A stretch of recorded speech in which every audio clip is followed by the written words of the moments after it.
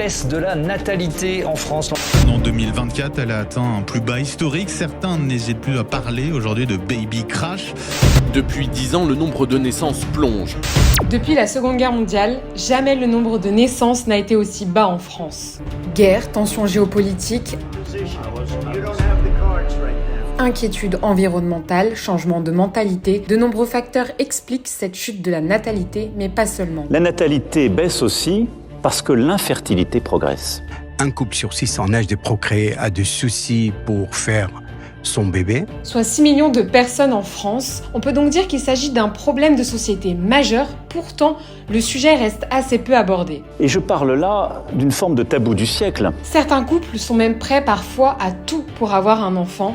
Et ça, des personnes l'ont bien compris. Je vais vous montrer comment des médecins, des influenceurs, des marabouts et plein d'autres personnes profitent du désespoir de ces couples pour créer leur business. Des compléments alimentaires au marché du sperme illégal, en passant par des séances de magnétisme à distance, les arnaques pullulent et peuvent même menacer la santé des couples. Je m'appelle Margot, je suis journaliste, je me lance sur YouTube et aujourd'hui j'enquête sur le business de l'infertilité. Pour commencer, c'est quoi l'infertilité ? D'après l'Organisation mondiale de la santé, l'infertilité est une affection du système reproducteur définie par l'impossibilité d'aboutir à une grossesse après 12 mois ou plus de rapports sexuels non protégés réguliers. Pour tomber enceinte, il faut qu'un spermatozoïde rencontre un ovule, ce qui forme alors un embryon, c'est le futur bébé à naître. Chez un couple infertile, la fécondation a lieu, mais elle n'aboutit pas. Contrairement au couple stérile, chez qui la fécondation ne se produit pas du tout. Quelles sont les causes de l'infertilité ? Un rapport national sur les causes de l'infertilité est sorti en février 2022 à la demande du gouvernement. Il a été écrit par 2 personnes, Samir Hamama, chef du service biologique de la reproduction du CHU de Montpellier et professeur d'université en médecine reproductive, et Salomé Berliou, une écrivaine qui a eu recours à la médecine pour tomber enceinte. Selon eux, l'âge tardif des futurs parents est l'une des premières causes d'infertilité. En 2023, selon l'INSEE, les Françaises donnent naissance à leur premier enfant à 31,4 ans en moyenne, contre 26 ans et demi en 1970. Or, chez la femme, la fertilité diminue à partir de 30 ans. L'infertilité est aussi très souvent liée à des causes médicales. L'environnement joue également un rôle très important. L'exposition aux perturbateurs endocriniens, le tabac, le stress, l'alcool, l'alimentation et une mauvaise qualité de sommeil sont également des facteurs de risque qui peuvent conduire à l'infertilité. Information importante, l'infertilité est un problème présent autant chez l'homme que chez la femme. Alors pour maximiser leurs chances de conception, certains couples se tournent vers d'étonnants produits et services. Sur les étalages des magasins et des pharmacies, il est courant de trouver des compléments alimentaires boosters de fertilité. Certaines pharmacies vont même jusqu'à en faire la publicité sur TikTok. Pour toutes les femmes qui veulent avoir un bébé, qui ont du mal, vous avez le Erginatal. Tu as des problèmes de fertilité. Nous te conseillons Oligobs Procare. Pour savoir si ces compléments alimentaires sont vraiment efficaces, j'ai interviewé Rachel Lévy, professeure en biologie et responsable du centre de fertilité à l'hôpital Tenon à Paris. Ces compléments alimentaires peuvent avoir un intérêt, mais sous 2 conditions principales. Il faut d'abord que ce soit dans un cadre médical et pas un complément alimentaire acheté directement en vente libre dans une pharmacie, voire une grande surface, voire sur Internet. Et pourquoi est-on amené éventuellement à prescrire, à proposer un traitement par complément alimentaire ? Il y a 2 situations précises.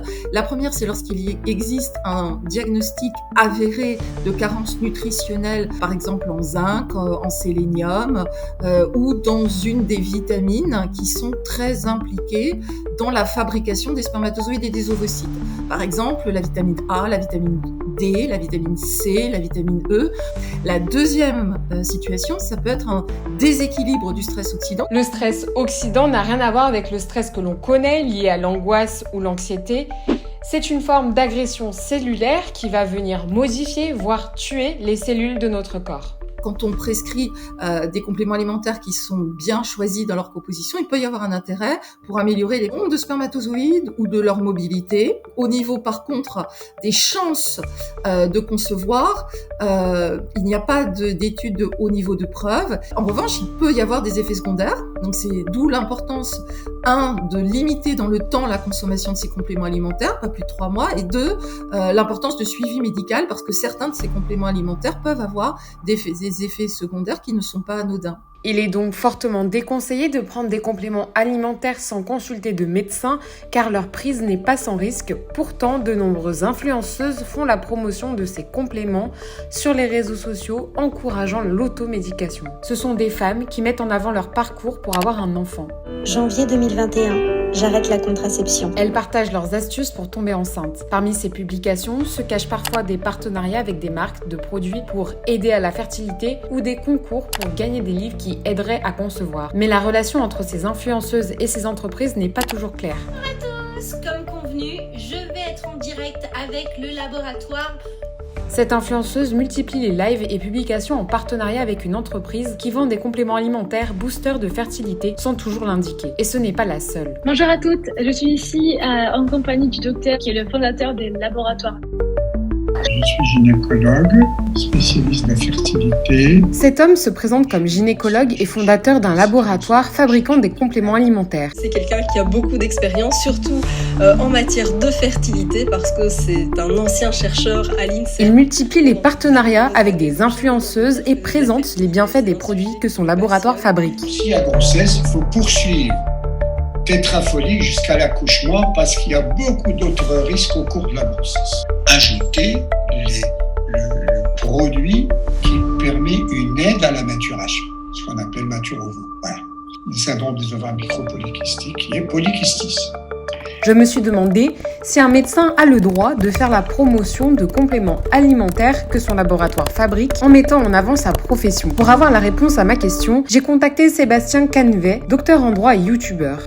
Un médecin peut librement avoir des intérêts dans une société commerciale, mais à condition de ne pas en profiter pour tirer profit de ses prescriptions ou de ses conseils médicaux. Il est rémunéré directement pour sa pratique médicale, ça c'est normal, mais il ne doit pas utiliser son activité médicale pour influencer directement les résultats financiers de son entreprise. Par exemple, un médecin ne peut pas être aussi ambulancier, un ophtalmo ne peut pas être aussi opticien ou encore un ERN ne peut pas être en plus marchand de prothèses auditives. Pour résumer, un médecin ne peut pas à la fois exercer la médecine et être dirigeant ou actionnaire majoritaire d'une société qui commercialiserait des produits médicaux parce qu'il y a un risque trop élevé d'autocompérage. Alors le terme d'autocompérage peut sembler un petit peu désuet, mais il désigne cette pratique qui est interdite. Alors, quelles sanctions en cas de comportement contraire à ces exigences ? Eh bien, il va s'agir d'une sanction ordinale, une sanction professionnelle, qui sera prononcée par le Conseil de l'Ordre. Ça peut aller du simple avertissement jusqu'à la radiation pure et simple, en passant par l'interdiction provisoire d'exercer la médecine. Les compléments alimentaires ne sont pas les seuls produits proposés sur ce marché de la fertilité. Il est également possible d'acheter une coupe de conception pour 29,90 €. Commercialisée par Bivea, elle est inspirée des cups menstruels. Elle permettrait d'amener plus de spermatozoïdes jusqu'au col de l'utérus. L'utilisation de ce produit en silicone promettrait, selon l'entreprise, une augmentation de 48% des chances de grossesse. Sur la page de vente de la coupe, une offre apparaît, moins 10% si on achète un gel. Il s'agit d'un lubrifiant fertilité qui augmenterait la durée de vie des spermatozoïdes pendant plus de 24 heures. On en aurait alors pour 44,80 €. En dessous, de nouvelles offres sont proposées, un pack fertilité et des compléments alimentaires. Le pack fertilité serait conçu pour booster la fertilité chez les couples en désir d'enfant. Il contient 2 boîtes de compléments alimentaires, un pour l'homme et un pour la femme, un thermomètre qui aide à déterminer vos jours fertiles, le lubrifiant et la coupe. Le tout pour 98 € au lieu de 125,60 €. L'entreprise met en avant une étude sur l'efficacité de la cup de fertilité. Pour la retrouver, il faut beaucoup chercher. Mais pour savoir si cette étude suffit vraiment à montrer que ça fonctionne, j'ai posé la question à Rachel Lévy.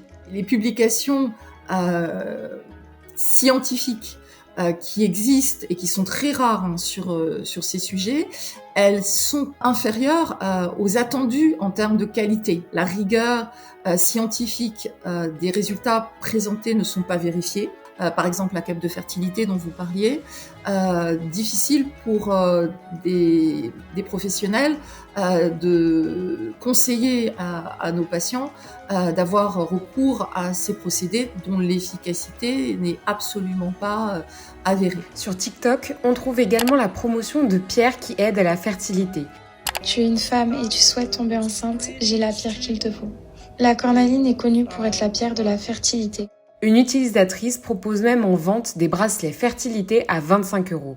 Il est indiqué que le produit contribue à résoudre les problèmes de stérilité chez la femme et tous les troubles sexuels.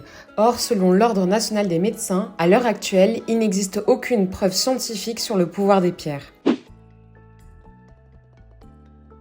Plus surprenant encore, en France, il existe des cures thermales fertilité remboursées par la sécurité sociale si elles sont prescrites par un médecin. Un centre est même réputé pour traiter l'infertilité féminine depuis son ouverture en 1857. C'est celui de Sally de Berne. Impossible d'avoir des informations précises sur le programme et le prix de la cure, alors je contacte le service client par téléphone. Ça dure 3 semaines.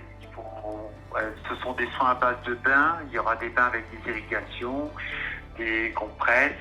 Il peut y avoir une prise en charge à 100% ou à 65%. Et la cure coûte 828,77 €. Mais est-ce que cette cure est vraiment efficace ? L'œil du 20h a enquêté sur ces cures fertilisantes. Un représentant du Conseil national des établissements thermaux a été enregistré à son insu. Oui, moi je ne risquerais pas de dire l'eau thermale guérit la fertilité, c'est pas vrai. Il ne s'agit pas des seules prestations fertilité dont l'efficacité n'a pas été prouvée. À côté de la médecine conventionnelle, des marabouts proposent des séances et des remèdes pour tomber enceinte. Ils proposent leurs services sur les réseaux sociaux et ont même parfois des sites internet. Tomber enceinte rapidement dans 1 mois. Les femmes qui n'arrivent pas à tomber enceintes, n'hésitez pas à me contacter sur WhatsApp pour un traitement naturel très efficace afin de vous débarrasser totalement de toutes anomalies gynécologiques et vous allez concevoir quel que soit votre âge. Les tarifs et les soins ne sont pas affichés, alors j'en ai contacté un pour en savoir plus. Son numéro de téléphone indique qu'il vient du Bénin. Quelques secondes après mon message, le marabout m'appelle.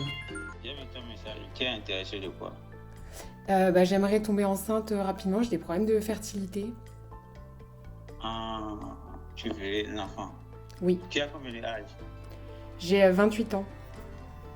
28 ans. Et ce qui est là, tu vas m'envoyer ton nom et ton prénom. Et je vais faire une consultation d'abord. Mais du coup, comment vous allez regarder mon problème ?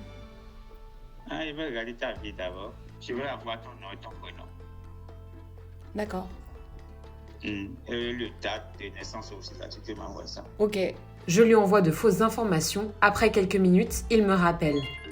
Je t'ai envoyé un produit, 3 produits. C'est ça que tu vas utiliser pour vite tomber enceinte, quoi. Tu es en France, non? Je vais t'envoyer ça par DHL. D'accord. Mais c'est quoi? C'est une chose là, tu vas boire seulement et l'autre là, tu vas passer sur ta vente seulement. Et ça coûte combien? 300 €. 300 € les 3 produits? Oui. Je me retrouve donc avec 3 produits mystérieux que je dois payer 300 €. Et il n'y a pas que les marabouts qui proposent leur aide. Sur Internet, des guérisseurs proposent des séances de magnétisme à distance pour tomber enceinte à partir de 175 €. Shiatsu, Reiki, acupuncture, massage, il existe de nombreuses offres à des centaines d'euros. Là encore, est-ce que ces prestations sont vraiment efficaces? Il y a le cas particulier de l'acupuncture, qui, lorsqu'elle est pratiquée par des professionnels bien formés, s'avère efficace. Bien sûr, sous contrôle médical, dans le cadre d'une prise en charge et lorsqu'un diagnostic d'infertilité est posé. Hormis le cas particulier de l'acupuncture, les autres procédés comme les plantes ou d'autres médecines douces n'ont pas fait la preuve de leur efficacité. Attention donc aux fausses promesses de charlatans. Si on a des problèmes pour concevoir un enfant après plus d'1 an de rapports sexuels non protégés, il est recommandé de voir un professionnel de santé. Dans certains cas, les personnes en désir d'enfant peuvent se tourner vers une méthode médicale, l'AMP, l'assistance médicale à la procréation, anciennement appelée PMA. Selon le site de l'assurance maladie, l'assistance médicale à la procréation, AMP, est l'ensemble des pratiques médicales cliniques et biologiques permettant la conception in vitro, la conservation des gamètes, des tissus germinaux et des embryons, le transfert d'embryons et l'insémination artificielle. L'AMP regroupe différentes techniques. L'insémination artificielle, une méthode qui consiste à injecter le sperme du conjoint ou d'un donneur directement dans l'utérus de la femme. La fécondation in vitro, c'est la reproduction en laboratoire de la fécondation. L'accueil d'embryons, c'est l'implantation d'un don d'embryon dans l'utérus de la femme. L'AMP est accessible à certaines conditions. Avoir moins de 45 ans pour la femme qui va porter l'enfant et moins de 60 ans pour l'homme qui va donner son sperme. 4 tentatives de FIV sont remboursées par l'assurance maladie. L'AMP a évolué depuis 2021. Une loi permet à tout le monde de conserver ses gamètes. Elle permet aussi l'accès à l'AMP pour les couples de femmes et les femmes seules. Ce changement a pour conséquence de faire exploser les demandes d'AMP, passant de 2000 par an avant la loi à 15 000 en 2022. Les délais d'attente sont en moyenne supérieurs à 1 an. Par conséquent, de nombreux couples se tournent vers des cliniques à l'étranger. En Espagne, Ivy propose des FIV à partir de 5 164 €. Chez Vitanova au Danemark, c'est 3 790 €. Au Portugal, Ferticentro propose des FIV de 5 100 € à 9 300 €. Les prix sont élevés, mais, fait surprenant, là encore, la Sécurité sociale française rembourse l'AMP à l'étranger. Nous recevons chaque année dans nos cliniques près de 5000 couples issus de 80 pays, venus pour réaliser leurs rêves. Mais est-ce que ça marche vraiment ? Les entreprises affichent des taux de réussite très importants. 9 patientes sur 10 deviennent mères. Mais ces chiffres ne représentent pas toujours la réalité, selon l'Agence de la biomédecine française. Elle alerte même sur la qualité et la sécurité des soins à l'étranger lors des parcours d'AMP. En France, le taux de réussite de l'AMP varie de 10 à 30% en fonction des techniques utilisées. L'AMP n'est donc pas une solution qui fonctionne à tous les coups. Le parcours est la plupart du temps long et rythmé par de nombreux rendez-vous médicaux. Face à ces contraintes, des personnes se tournent vers un marché noir du sperme qui lui semble plus rapide. Sur Facebook, plusieurs groupes privés proposent des dons de sperme en dehors de tout cadre médical. On y trouve de nombreux postes de donneurs, certains affichent même leur réussite, et des postes de femmes en quête d'un donneur. Pour voir à quel point ces groupes sont efficaces, je me suis fait passer pour une femme en recherche de donneur. En quelques minutes seulement, je reçois pas moins d'une dizaine de messages de donneurs prêts à me donner leur sperme. Tous m'assurent que leur motivation est purement altruiste. Mais Sarah Dumont, une journaliste, a enquêté sur ces donneurs. J'ai effectivement eu des donneurs qui me disaient « D'accord, mais moi je fais qu'en naturel », qui exigeaient ça. Ou un jeune homme qui me demandait 250 € en m'expliquant pour 3 inséminations. Il y a donc des donneurs qui demandent de l'argent ou qui souhaitent avoir des relations sexuelles, car sur ces groupes, il existe plusieurs techniques. La méthode artisanale, l'homme donne son sperme dans un récipient et la femme se l'injecte elle-même à l'aide d'une seringue. La méthode naturelle, le donneur couche avec la femme. Et la méthode semi-naturelle, le donneur pénètre dans la femme seulement au moment de l'éjaculation. Mais ces méthodes sont interdites. En France, le don de sperme est réglementé. Les hommes de 18 à 45 ans en bonne santé peuvent donner leur sperme. Ils doivent passer un bilan médical et psychologique, puis le don est réalisé dans un centre spécifique de manière gratuite et anonyme. Aucun lien de filiation ne pourra être établi entre la personne issue d'un don de gamètes et le donneur. Le recours au don d'une même personne ne peut conduire à la naissance de plus de 10 enfants. Selon le code pénal, le fait de procéder à une insémination artificielle par sperme frais ou de mélange de sperme est puni de 2 ans d'emprisonnement et de 30 000 € d'amende. Ce sont donc les femmes qui ont recours aux dons qui risquent de se faire condamner et non les donneurs. L'objectif de cette vidéo n'est pas de juger les personnes qui ont recours à ces produits et services pour maximiser leurs chances de concevoir, mais d'informer sur tout un florilège de produits et services dont l'efficacité n'a pas été prouvée. L'infertilité reste une problématique importante en France. Le président Emmanuel Macron a annoncé en janvier 2024 un grand plan de lutte contre ce fléau sera engagé pour permettre justement ce réarmement démographique. Aujourd'hui, nous sommes 1 an et demi après l'annonce et aucune mesure n'a pour l'instant été mise en place malgré plusieurs recommandations d'experts. Aujourd'hui, il faut informer et éduquer à l'échelle collective et à l'échelle individuelle. Si vous avez des questions ou des retours par rapport à cette première vidéo, n'hésitez pas à commenter, j'y répondrai avec plaisir.